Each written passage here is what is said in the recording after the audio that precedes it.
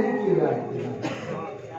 آپ رسول کو مان لیں, رسول سے پیار کر لیں, تو اعمال, افعال اور اعمال میں فرق ہے. جو صاحب قرآن پڑھے ہوئے ہیں ذرا غور سے سنیں, اعمال اور افعال میں فرق ہے.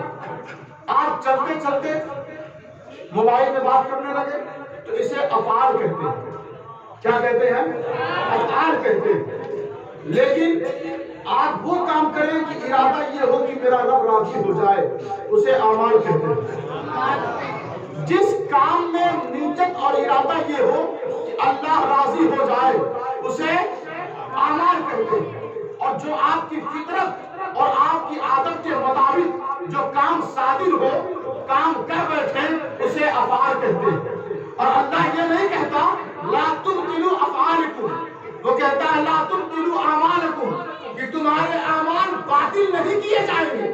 کب؟ جب تم رسول کو مان لو گے, جب تم رسول کو مان لو گے.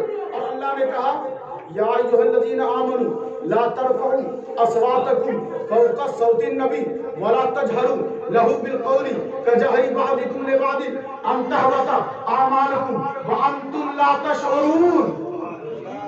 وانتم لا تشعرون.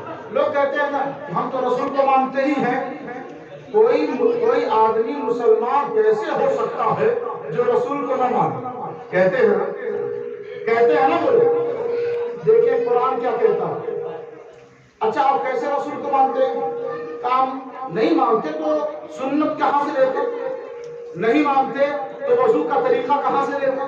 نہیں مانتے تو نکاح کا شعور کہاں سے ملتا؟ نہیں مانتے تو تجارت کیسے کی جائے, کیسے گھر کے معاملات انجام دیے جائیں, کیسے ہم کھائیں, کیسے پیئیں, کیسے رہیں, کیسے پائجامہ پہنیں, کیسے ٹوپی لگائیں. ہم رسول کو مانتے ہیں تبھی تو یہ سب کر رہے ہیں. اب جب تبلیغی صاحب نے کہا تو اب سنی صاحب سوچنے لگے ہاں بات تو صحیح ہے, بالکل بات درست ہے, بالکل فیکٹ ہے, غلط ہو ہی نہیں سکتی, کیونکہ اس نے کہا ہے کہ ہم رسول کو نہیں مانتے تو مسلمان کیسے ہوں گے. آؤ ہم بتاتے ہیں کہ رسول کو مانا کیسے جاتا ہے, رسول کو ماننا کہ سنی کیسے مانتے ہو اور تم کیسے مانتے ہو. اللہ نے کہا میرا نبی صرف اس لیے نہیں آیا دنیا میں کہ کیسے کھانا ہے اس سے سیکھ لو, کیسے پینا ہے اس سے سیکھ لو, کیسے جینا ہے اس سے سیکھ لو. یاد رکھو اپنی زندگی صرف جینے کا ڈھنگ رسول سے مت لو, بلکہ اپنی زندگی اپنی موت ان کے در پہ رکھ دو, زندگی ان کے حوالے کر دو. کہاں کیسے؟ اپنی آواز بھی نہ تم رسول کی آواز سے بلند کر دو گے, جیسے تم جاہلوں کی طرح آپس میں اپنی آواز بلند کرتے ہو, ایسے تم رسول کے سامنے بولو گے تو ان تحبط اعمالکم وانتم لا تشعرون, تمہارے اعمال چھین لیے جائیں گے. افعال نہیں, نماز اعمال میں, روزہ اعمال میں, زکات اعمال میں, حج اعمال میں ہے, اعمال صالحہ تمام بندگی کے طریقے اعمال میں ہے. اللہ نے کہا تمہارے اعمال چھین لیے جائیں گے. ایک مثال دے دیتا ہوں, کیونکہ قرآن نے کہا ہے کہ ایک پاکیزہ طیب اور مقدس پیڑ ایسا ہے جیسے ایک درخت ہے کہ اس کی جڑ کیا ہے, زمین میں ثابت ہے, زمین میں ثابت ہے, اور اس کی شاخیں آسمان میں بکھری ہوئی ہیں, اور ہر یہ کسی موسم کے اعتبار سے یہ درخت یہ پیڑ پھل نہیں دیتا, بلکہ تؤتی اکلھا کل حین, پورے سال یہ پھل دیتا رہتا ہے. یہ ایسا پیڑ ہے, آم کا سیزن ایک رہتا ہے نا, چلا گیا ختم, ہر پھل کا ایک سیزن ہے نا, مگر یہ پیڑ ایسا ہے کہ اللہ تبارک و تعالیٰ فرما رہا ہے کہ اس کی جڑ ثابت زمین میں لگی ہے اور اس کی ٹہنیاں آسمان میں ہیں, اور کل حین سارے سال یہ پھل دیتا رہتا ہے, یہ کھانے پینے کو دیتا رہتا ہے.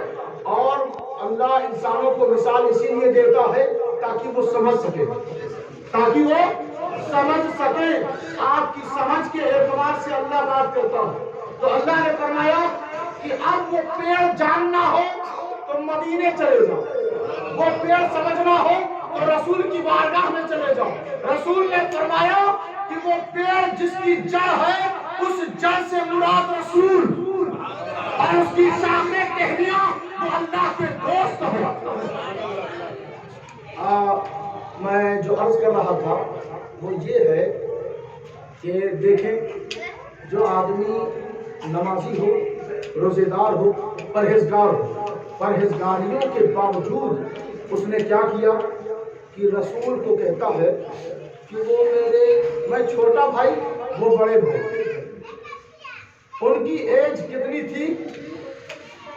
63 سال۔ کتنی تھی؟ 63 سال، اور میری ہو گئی 70 سال، تو میں ان سے کتنا بڑا ہو گیا؟ 7 سال۔ تو میری نماز بھی زیادہ، میرا روزہ بھی زیادہ، میرے اعمال بھی زیادہ۔ کسی صاحب نے کہہ دیا ہو، اب میں کتاب نہیں گنواؤں گا کیونکہ وہ بلا وجہ کی بات ہو جائے گی، تو دیکھیں آپ غور فرمائیں، اس نے یہ کہہ دیا اور گمان کیا ہے وہ بڑے میں چھوٹا، تو اللہ نے کہا جتنی 70 سال کی تیری نماز ہے میں نے چھین لی۔ کیا کیا ہے؟ چھین لیا۔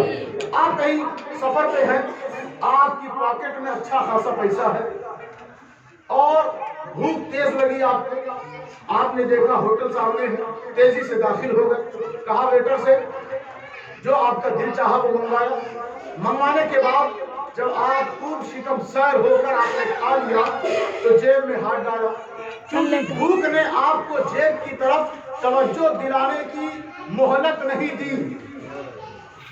انسان کے اوپر جس چیز کا غلبہ ہو جائے توجہ اس کی ادھر ہی رہتی ہے نا؟